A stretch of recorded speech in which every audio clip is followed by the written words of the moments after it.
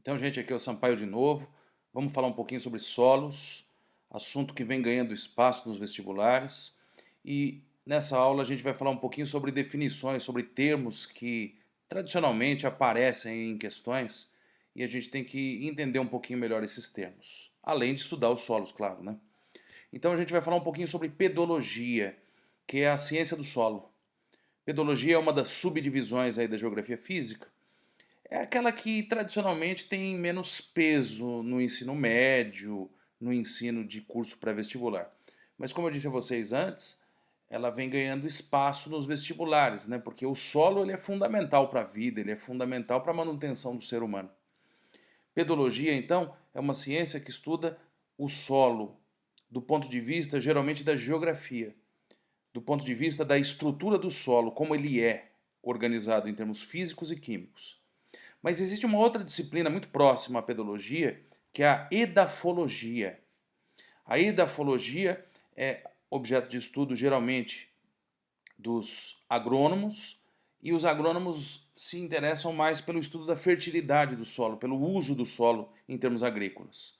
Então, se você ouvir um dia o termo edáfico, significa relativo à fertilidade daquele solo. A gente vai falar alguma coisinha sobre fertilidade de solo nessas aulas de solo que a gente tem, mas isso daí fica mais para o pessoal da agronomia, né? A geografia olha mais a estrutura do solo em si. Então, pessoal, vamos falar sobre solo. O que é solo?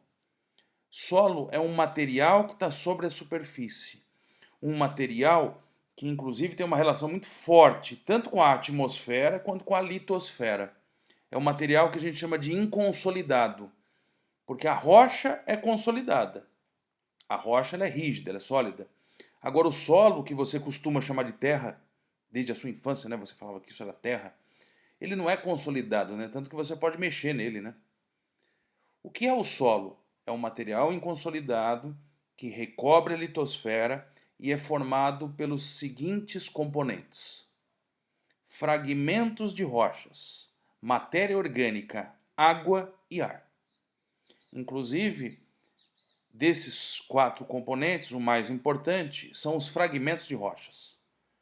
Eu diria que solo é basicamente fragmento de rocha misturado com ar, água e matéria orgânica.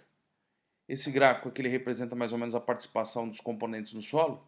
Na média, você tem aí quase metade do solo formado por fragmentos, que é que ele chama de minerais. Mesmo porque a gente sabe que rocha é composta por minerais, né? Então os fragmentos das rochas vão ser minerais também, né? Ali você vê a água e o ar. Repare que foi feita uma seta meio que sobe e desce ali no gráfico entre ar e água, porque são componentes variáveis. Às vezes você pode ter mais ar no solo, às vezes você pode ter mais água, né? Quando chove muito, o solo fica encharcado. E a matéria orgânica ela aparece com pouco, né? Mais ou menos 5% da composição do solo. Ele, nesse gráfico, né, coloca que a parte sólida do solo, ela compõe mais ou menos metade, né? E essa parte, vamos dizer assim, variável, fluida do solo também seria mais ou menos metade do solo. Quando eu falo em solo, eu tenho que pensar que o solo é formado, ou seja, o solo tem uma gênese. É a pedogênese. Como que o solo se forma? Fragmentando-se rochas. E fragmentação de rochas, você já ouviu falar disso, você sabe. Isso se chama intemperismo. Lembremos-nos do intemperismo, é um conjunto de processos que degrada, decompõe, desfaz as rochas. Podem ser processos físicos, químicos, biológicos. Um não exclui o outro, né? Quando acontece intemperismo físico, muitas vezes também acontece o químico. Só que a gente, para o nosso vestibular, geralmente pensa da seguinte forma: intemperismo físico é mais típico de áreas secas. Intemperismo químico é mais típico de áreas úmidas. Eu fico citando aqui ele, né? É porque eu estou tão acostumado com esse autor, que é o Igor Leipzig, de onde a gente tirou essas imagens, né? Aliás, esse livro dele aqui, o 19 lições de pedologia, é um livro bastante completo, né, sobre esse assunto. Antes ele tinha produzido um outro livro chamado Formação e Conservação de Solos. Então, eu uso bastante do Igor Leipzig, os vestibulares usam bastante também, os livros didáticos, que a gente até esquece, né, de citar ele. Mas está aqui, ó. Então, As imagens que a gente vai utilizar vieram todas desse livro, 19 lições de pedologia. Pessoal, o solo então é isso. Mas o solo ele é formado por várias camadas diferentes, né? Se você cavar um buraco no chão, você vai notar, né, que conforme você cava, o solo vai mudando, né, a sua consistência, ele vai mudando a sua coloração. É o que a gente costuma chamar de perfil de solo e horizontes de solo. Perfil é essa imagem, né, que mostra uma profundidade razoável de solo, alguns metros, e horizontes de solo são as camadas que você vai encontrar no decorrer desse perfil. E nessa imagem aqui eu consigo encontrar os principais horizontes que podem aparecer num solo. O primeiro horizonte é o mais superficial de todos, aquele que está próximo à superfície, que é o horizonte que a gente chama de O. Ele é o horizonte O de matéria orgânica. E também convenhamos, né? Até meio óbvio, né? É um horizonte que mais vai ter matéria orgânica no solo, porque a matéria orgânica vem de cima. Ela cai sobre o solo, né? Conforme eu vou cavando o buraco, eu vou encontrando outros horizontes onde aparecem mais minerais do que matéria orgânica. São os horizontes A, E, B e C. Se você quiser depois, você pode pausar esse vídeo, você pode observar as informações, né? Mas para você que é vestibulando, eu acho que isso aqui já vai um pouco além. O que nos importa é entender que são os horizontes A, B e C. Existe um horizonte E entre A e B, mas basicamente A, B e C. E conforme eu vou indo em direção a C, os fragmentos de rocha eles vão se tornando cada vez maiores. Mesmo porque o intemperismo, que é o que forma o solo, ele também é de cima para baixo. Então, em cima ele atua melhor. O horizonte A vai ter fragmentos menores, vai ter rocha mais destruída, entre aspas, né? Enquanto que o horizonte C, ele vai ter, vamos dizer assim, menos destruição de rochas. Se eu juntar O, A, E, B e C, eu posso chamar isso tudo de regolito. Alguns chamam isso de manto de alteração. O que significa regolito? Manto de alteração. É o ambiente que foi modificado de acordo com a atmosfera, de acordo com os organismos que vivem na superfície. Já não é mais rocha. Ok? A grosso modo, eu posso chamar tudo isso de solo. Tá? E abaixo de C, a rocha. A rocha que deu origem a esse solo, porque ela foi sendo desfeita e aos poucos ela foi dando origem a esses horizontes que estão acima. Então, repare na importância do intemperismo, né? Em cima você tem camadas mais bem formuladas, né? Embaixo você tem camadas que ainda contam com fragmentos muito grandes de rocha, né? Embaixo o horizonte C é quase rocha, né? Pessoal, então isso aqui são os horizontes. Se você quiser você pausa, dá uma olhadinha nisso. É claro que nas camadas superiores vai ter um pouco mais de argila. Argila é um pó mais fino, né? As camadas inferiores vai ter mais areia, mais cascalho, mais rocha, né? Mas vamos seguir em frente. E a última coisa que eu quero falar nessa aula é sobre o que forma o solo, quais são os fatores que geram o solo. Os fatores de formação do solo. São 5 fatores. Fatores naturais, claro, né? O primeiro desses fatores é o tempo. É o tempo, no sentido do relógio mesmo, né? Quanto mais tempo passa, mais o solo vai sendo formado. Mais tempo se dá à natureza para que ela destrua as rochas e aquilo se converta em solo. Então aqui está uma imagenzinha de um ambiente onde você tem muita rocha e só um pouquinho de solo, né? Uma camada muito superficial de solo. Conforme passa o tempo, o intemperismo vai atuando, os organismos vão atuando e esse solo se aprofunda. Você já está observando aí camadas mais profundas. Milhares de anos vão formando solos. E você sabe muito bem que o ser humano tende a tirar esse solo, né, a fazer com que ocorra uma erosão muito intensa em poucos anos. Então são milhares de anos para se formar isso que a gente vê na imagem. Um outro fator importante é o fator clima. Climas diferentes formam solos diferentes. E a gente precisa de fazer uma espécie de um arredondamento aqui na nossa aula. A gente não pode falar de todos os climas do mundo, não faria muito sentido. A gente vai fazer uma subdivisão aqui bem simplória. Climas quentes e úmidos, climas mais frios e mais secos. Climas quentes e úmidos, climas tropicais. Climas um pouco mais frios e e um pouco mais secos, climas temperados. Em que tipo de clima você, aluno, acredita que se formam solos mais férteis? Tropical ou temperado? Em que ambiente você acha que se formam solos mais profundos? Clima tropical ou clima temperado?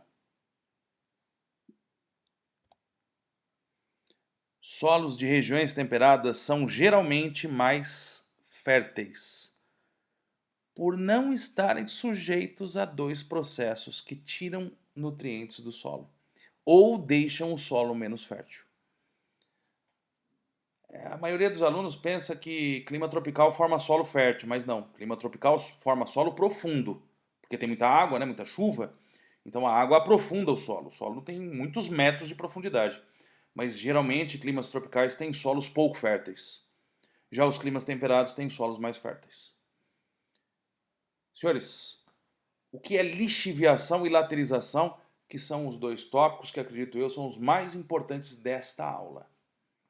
Lixiviação é um processo em que a água, que é muito abundante em solos tropicais, entra no solo, dissolve nutrientes, alguns usam até o termo hidrólise, né? A gente não precisa chegar nesse nível de química, mas esses nutrientes, eles são simplesmente dissolvidos e retirados do solo. Eles infiltram para as rochas. A gente costuma dizer que isso é a lavagem do solo, né? Isso é da natureza, isso é natural, isso acontece em solos tropicais. E além disso, a quantidade de água que chega aos solos tropicais também provoca a laterização. Dentro do solo existem minerais metálicos, alumínio e ferro. E quando a água entra em contato com alumínio e ferro, isso gera oxidação, isso gera a formação de crostas de ferrugem. Essas crostas de ferrugem, além de dificultar a penetração das raízes, também deixa o solo mais ácido. E isso diminui a fertilidade do solo. Então, naturalmente, os solos tropicais têm menos nutrientes e são mais ácidos. Então, a maior parte dos solos brasileiros não é tão adequada à agricultura quanto se pensa. É necessário que se faça uma série de correções desses solos, né? Com fertilizantes ou então com corretores de acidez. Ok? Então, essa é a coisa que eu quero que você tire dessa aula de mais importante: a lixiviação e a laterização, que são dois processos naturais muito típicos de solos tropicais. Mas tem uma outra coisa que eu vou falar agora que eu também gostaria que você tirasse dessa aula. Em áreas muito úmidas, com muita chuva, a água infiltra e aprofunda o solo. As camadas vão se aprofundando. Se formam os chamados latossolos. Lato grande, né? São solos profundos típicos de áreas tropicais. No Brasil tem muito latossolo. Ao contrário do latossolo, existe um outro tipo de solo que a gente chama de litossolo. O termo lito significa rocha. É o solo pedregoso, é o solo raso. É o solo com poucos metros de profundidade. Ele é típico de regiões mais secas. Então você, aluno, quando olha para o Brasil, você já deve imaginar onde é que tem litossolo, né? Geralmente ali no sertão nordestino. Ou então em áreas onde a água infiltra muito pouco, porque são áreas de muita declividade, então a água infiltra pouco e acaba se formando um solo bem raso. Ok? Então, ó, esse quadro aqui, ó, ele é importantíssimo para a gente, tá? Mas são 5 os fatores de formação do solo, então faltam mais 3, né? Os organismos. Os organismos, que podem ser vegetais ou animais, e eles acabam dando fertilidade ao solo, né? E a presença de organismos também faz com que o solo seja mais bem formado, seja mais profundo. Eu posso dizer que a formação de humus fornece nutrientes ao solo.